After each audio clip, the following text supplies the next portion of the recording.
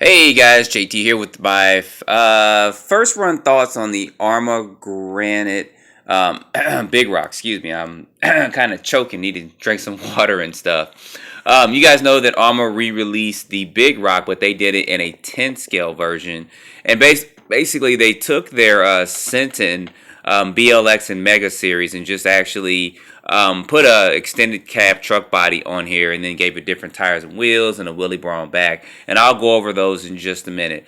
But first run thoughts and just running this truck. I like the truck. The truck handled well out there.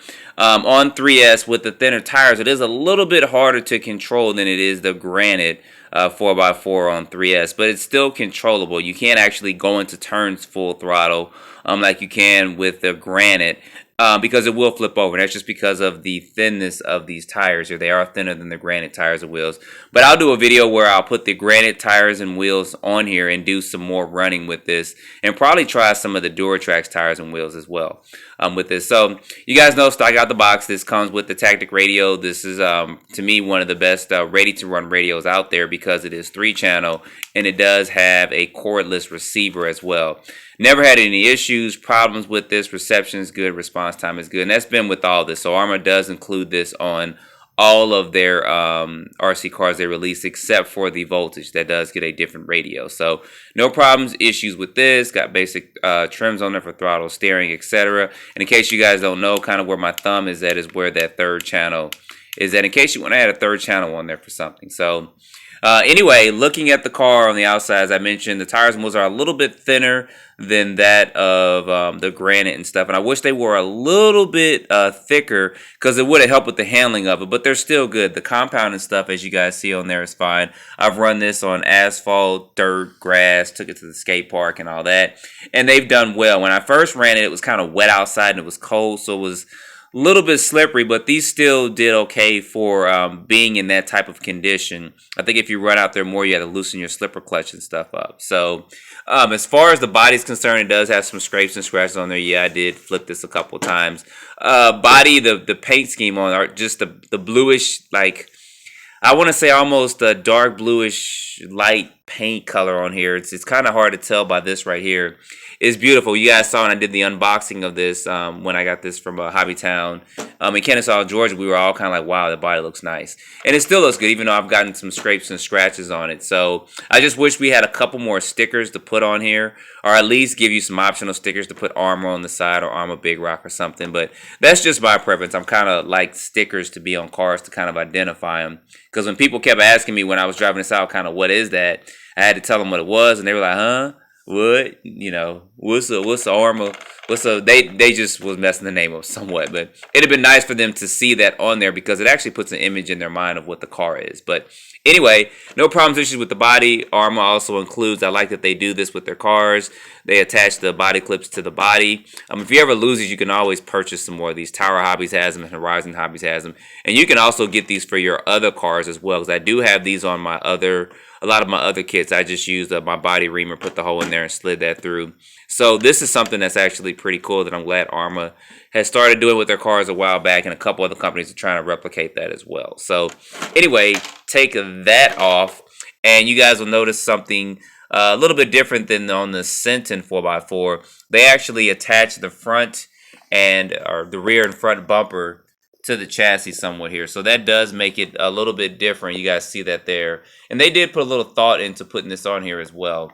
So this is, like I said before, kind of their Centon BLX 4x4, but it's just got an extended cab body on it. Tires and wheels are changed, and it doesn't have those side Nerf bar stuff. And then they put the wheelie bar that's on the Granite here as well. So the performance is similar to it.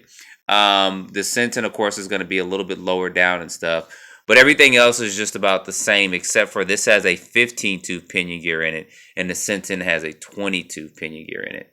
So electronics and stuff are going to be the same as the other ones. No problems or issues with the electronics at all. They did upgrade the servo, which is great. I don't see a need for replacing any of this, even doing a different gear change. Now, if I wanted to do a really good speed run, I could go in and buy a 26-tooth pinion gear and put that in there. Now, speaking of pinion gears and stuff, this is a 5mm shaft on this 540 size type motor. So it is 32 pitch gears in there. So you can't just get your normal 26.2 pinion gear and put that on it. You have to get one that's got a 5mm shaft on it to fit that on here. So, and this does have, I don't have this taken off, but the motor plate is has predefined holes in it for a 15, a 20, and a 26 tooth pinion gear. Now, Arrma has yet to release. I've seen it on Tower Hobbies, and I believe they have it also on Horizon Hobbies, and A-Main has this stuff too as well. So I don't want to exclude them from this. So all three of the big major online companies do have this. Kit. And as far as parts are concerned, they do have some modifications coming out. This still does have the plastic gears in it. I haven't had any issues, but these new BLX models do have an upgraded input shaft to where they won't snap like the brush versions, which is good.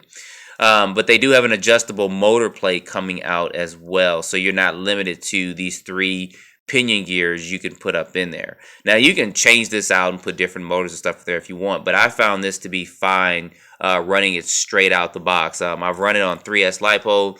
Majority of the time that was a 3S LiPo I used. I think once or twice I used another one, but this LiPo's been good. No problems or issues with that. You guys know that this comes with adjustable turnbuckles on there, where the brush version doesn't.